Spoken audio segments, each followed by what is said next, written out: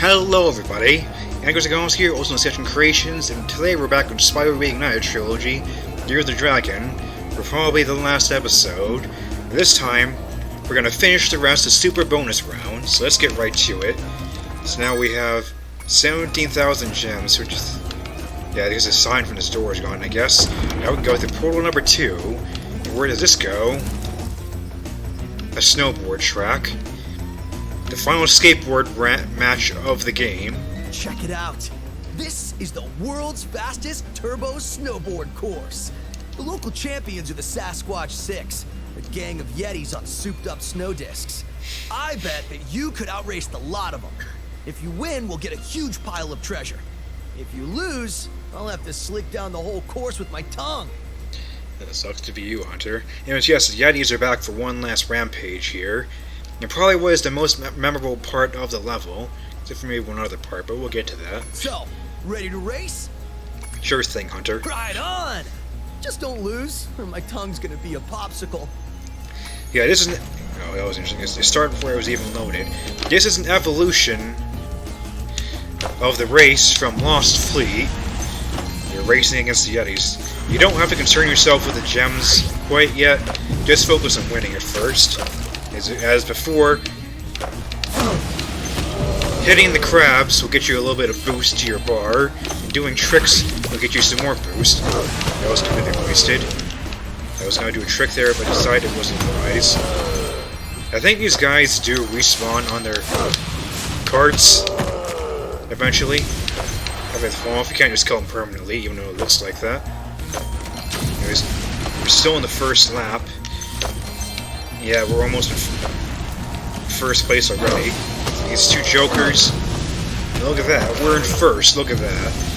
We're already creaming them. Yeah, it's pretty cool and pretty memorable. I think you can turn on the squid skateboard cheat code for the race skate levels. But you can't just deny this special skateboard model that you get when doing this. I was gonna say something there, I forgot what it was. As I was saying, this level is like, this section of the level is like the most memorable part. Oh yeah, I know what I was saying. I lost this a lot when I was a kid, when I was young, when the first time I played. And if you lose, Hunter does indeed have to slick the race course with his tongue. You don't see it in a cutscene or anything. He just talks funny. And the dialogue telling you to retry. It's like, I had to flick down the race course with my tongue. Please try again, Spyro. I can't let this be an embarrassing loss. I kind of sound like I was doing a bad lisp right there, but you get the point. If you want to hear it, try to find someone's video of it. I'm not going to throw the race purposely for this. Do they not actually respawn? It's awfully quiet right now. I thought they respawned. I could probably try to stop Stone and see, but I just want to win the race, honestly. I don't need to stop. But the rocket was going for someone. I don't even see anyone else in the distance. I think they just died. Yes! You schooled them like a bunch of frostbitten, flat-footed, molasses-eating, lead-pants-wearing, cross-eyed glacier trolls riding slabs of plywood with sandpaper on the bottom. Oh! Yeah, we want some shiny stuff, too. It even comes in one of the metal lock boxes. I think this used like the same model as the Idle Spring's toolbox in Spyro 2 in the original game. Anyways, yeah, so we get treasure. Look at all that goodness. Look at all the goodness we're getting. Breath of the Wild camera mode. Yeah, that's delicious right there. Oh, that feels good. I love that feeling. Even come out in a random color order. Kind of make it more visually appealing. Look at that. Oh, I love this sensation. And that's that. How many gems do we have now? We're 18.5. We can go to that last door. Well, it's not the last doorway, the other door we saw. Where the mental advantages were. 18.693. Excuse me. Did you say anything else, Hunter? Oh, hello. What? Alright, I didn't finish picking up all the gems in the course. I was about to leave this room. We're not actually done here yet. You can probably hurt me. Right, so we're not actually done here yet. We still have to actually pick up the gems that are on the course. So let's just casually meander through the course as we pick up all the gems that remain. See all the nice, lovely purple sludge below us.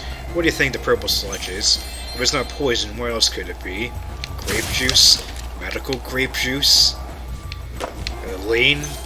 The kids are always talking about their lean. A couple years ago, weren't they? That's a thing. Yeah, I'm not going to go for any course record. It's not really worth it. Hello. So, yeah, it's very, very neat, this level. I think if I'm just repeating myself now, what else could I say? I feel like this part of this level might have appeared in the demo reel, the title screen of the original Spyro, the original version of this game. I'm not sure if it did, but I get the feeling it might have. It might have appeared in the demo reel and the title screen. I get that feeling.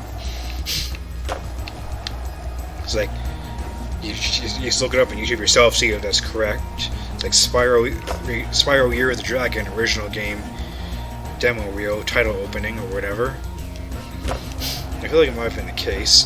They have a spoiler about literally the end of the game. This is the last level right here. There is no more levels after this. It's kind of a spoiler. Is that all the gems? Did I get everything? There's one right here behind this ramp. Okay. Is there... I can't use sparks mode while I'm on here. I guess I'll go through one last lap here. Let me just speed up the last lap until I find something.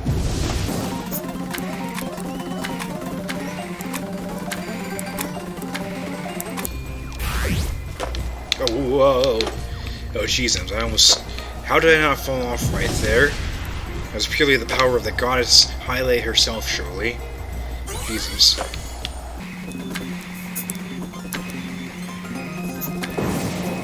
Okay, I don't think there's anything else. What was the course record? It's 2 minutes. I was like 42 seconds over. It's a very clean amount. That's fine, though. I'm not going for the course record. There's no point. It's not a skill point or anything. Was that it? Yeah, that's it. Okay. Do you see anything else, Hunter? No, you're just here. Do you despawn if I exit and enter the portal again? Yeah, he's gone. He's probably still in the submarine section. Because you have to talk to him to get the submarine prompt, right? Yeah, so I guess this is Hunter's final retirement point within this game. He just stays there forever now. His only dialogues to ask you if you want to write a sub. Anyways, it's this portal, so we're 200 gems over. Guess I didn't disappear from that one. Anyways, look who's back again. That's right. The Super Flame Fly power-up. And now, you gotta take out the flying saucers. Well, because they got more gems. It's kind of fun. You could have a last romp against the flying saucers. There's more just... So where are the gems coming from? Did the gems erupt out of their death point? Interesting. Let's get to fly around all willy-nilly, track down the saucers and get what gems you can. Those I hit the invisible wall. I hit the invisible wall right there. It's a nice little romp around. Last revenge against the saucers. They get all their gems. Now come to think of it, why are the sheep saucers always stealing sorcerers' gems? It's like, I can understand why the bandits would do it. Oh, wait. Well, I think a gem is coming from like a predefined point in the level. But you can understand, and I think it is coming from a predefined point. But you can understand why the bandits would steal the gems, because they're bandits. But why would the sheep saucers do that? Ow. I just hit a wall. Camera, I can't see where I'm going, camera. Sheep saucers collaborating with the bandits, so hello. Last flying saucer. This cool little gap right here. I think that should be the last of the gems. Bring us up all the way up to... Oh, we're 2 under. What? Oh, it's right here. 5,000 gems leads to a total of 20,000. And I'll just open the last portal right here. Now, the level complete, so what could this portal be? Let's notice how slowly the power-up's going down over there. So what could this be then? Well, little Carol's just back. I don't know how she did it, Spyro, but the sorceress must have survived that last battle. She's been waiting here all this time, saving up her magic to destroy you. Apparently she found another dragon egg to work with.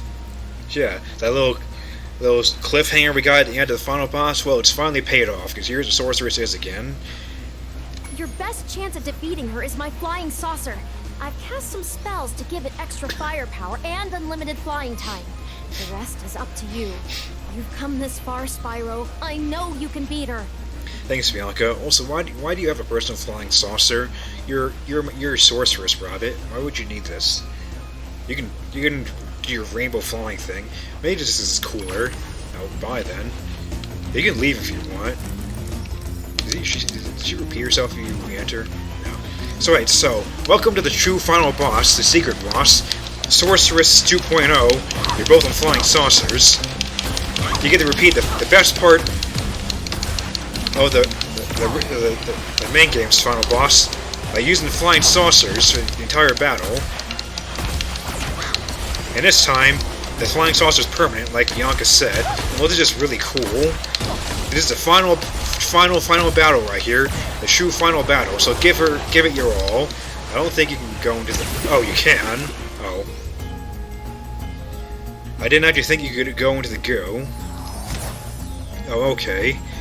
I suppose it's just like the cathedral back in Charmed Ridge, I suppose. Alright then. You know, just take us twice as long to kill the sorceress then. No problem. Just remember to lead your shots and try to preemptively dodge her attacks. I think she only has one attack. It's kind of like the final boss that ripped out in the second game, really. Practice leading your shots and dodging theirs. That's all it is. It's pretty cool though. It's not that complex, but it's a very cool setting. It's rather satisfying as well. So even with how Reignited kind of nerfed this flying saucer mechanic. Anyways, we have her on the ropes, and you're dead! You're done! Think you can take me? Don't forget me! And she's properly dead. Yin Yang. And it's twins. And for that, we unlock the secret ending.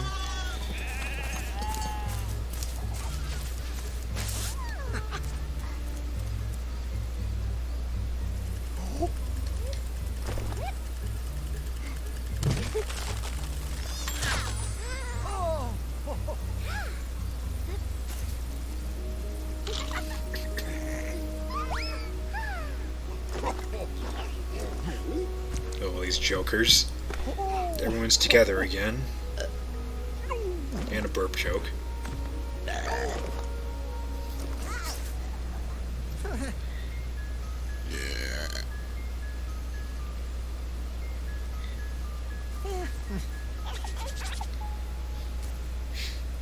And they were all a happy family.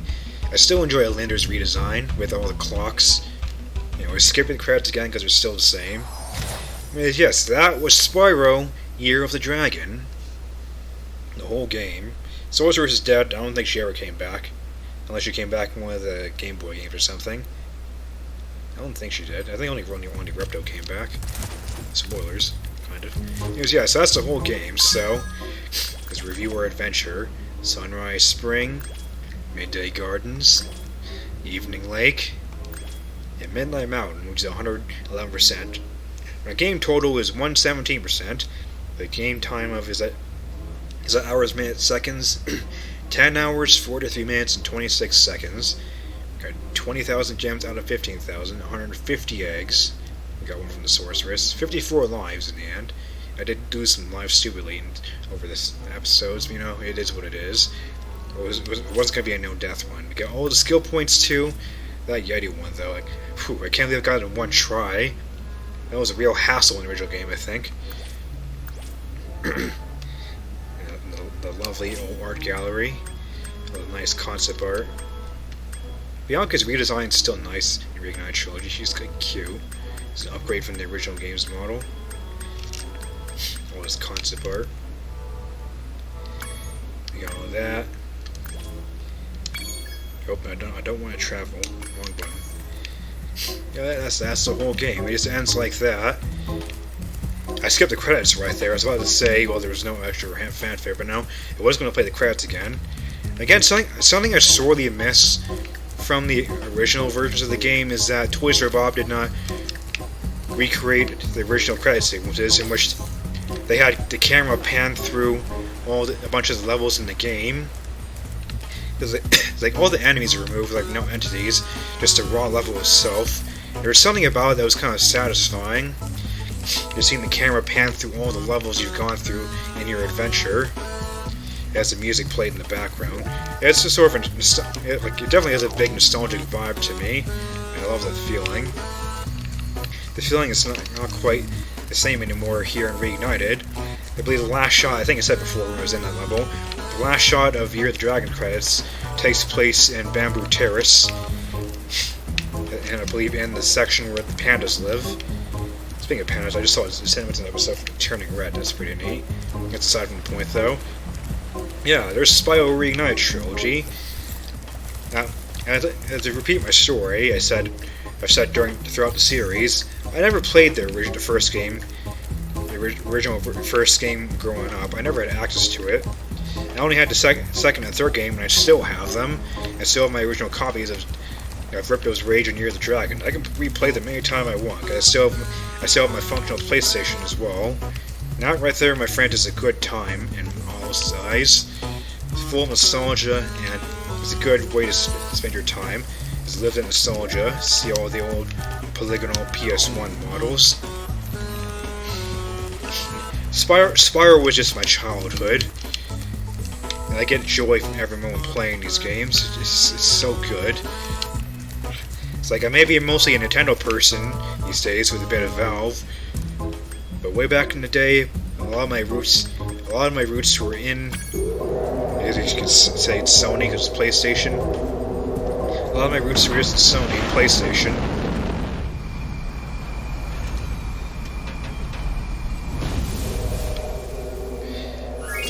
I played Spyro 2 and 3. I played Bugs Bunny and Lost in Time, which is still on the disc as well. It's a little scratched up. Unfortunately, it's scratched up at the point where if I access a save point with Merlin, the game freezes up for a bit, but you can still get through the game. It just takes more time. That game was cool though.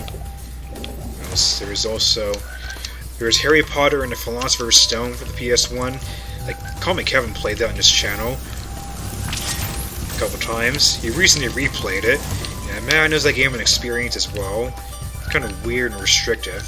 The same way as like old rustic charm that I can't help but admire in some way. There's that. There's also, I played Dexter's Laboratory and Mandark's Lab on the PS1 as well. It's a weirder game. Not really sure whether to say I like it or it horrified me, but you know, it was a thing. It was certainly a thing.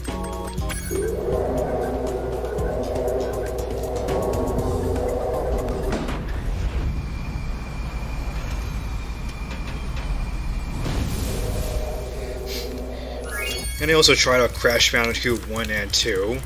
I'm really bad at those games though. I never was able to get traction being able to play them well. I lost a copy of Crash 1, but I still have the copy of Crash 2. I'm not really sure what to do with it. I could try playing the game again, but I just absolutely suck. Suck harder than Luigi with a powered-up Poltergust. You know, the PS1's cool though. I had it on the start there.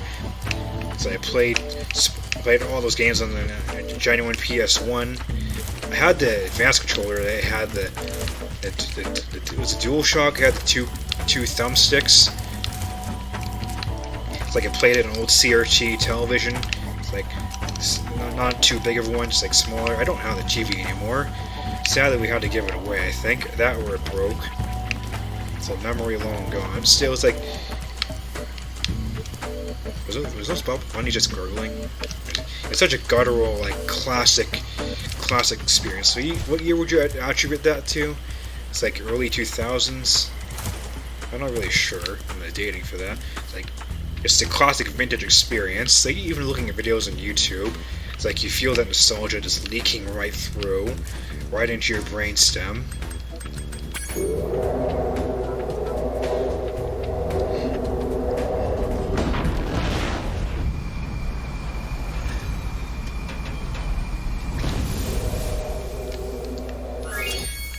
But you know, it's fond memories, so I will always savor. And of the original, or of the second and third Spyro games, Spyro 3 will forever be my favorite. It will forever be aligned with nostalgia. Perhaps next time I play Spyro, I'll play my original copies of the original games, just for that full nostalgic effect. I will miss like a few of the conventions that Reignited added to the game to make it, you know, more modern, more playable and all that, and I will miss having the nice shades. You know, it's just that worth it for that nostalgic experience. Not soon, but someday perhaps, someday soon. Not that soon though, like a couple of months, years maybe, I'm not sure. Yes. It's the ultimate nostalgic experience to me. I love it. I hope you enjoyed the series as well. My favorite childhood games. So, with that, that's the end of Spyro. I could, if you wanted, I could do like bonus episodes to try to get some more of the remaining achievements in the game. I obviously don't have all of them. Like, let me see here. How many achievements do I have? 84 out of 105. That's pretty good right there. That's like most of the achievements right there I just got. Yeah, I could try to get the rest of them if you really wanted to. It's like, if you want me to do that, it's like sound off in the comments. I'll make like bonus episodes of me doing that. Just going through all 3 games, trying to get all the remaining achievements if I can. Other than that, though, that'll be it for that. I don't know what game we'll be playing next after this one. I'll have to take a little break from playing 2 games at once before then. So, I suppose I'll cut it off right there. Next time, who knows what we're doing. So until then, my name is ALLOS, also known as Sketching Creations, and I will see you in whatever comes next. Thanks for watching.